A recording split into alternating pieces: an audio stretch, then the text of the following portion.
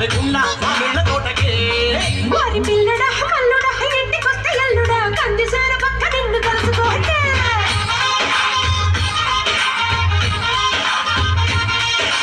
అమ్మడు అమ్మడు పొద్దు వారినప్పుడు కంటిలోన కలగబట్టి నించమయ్యమా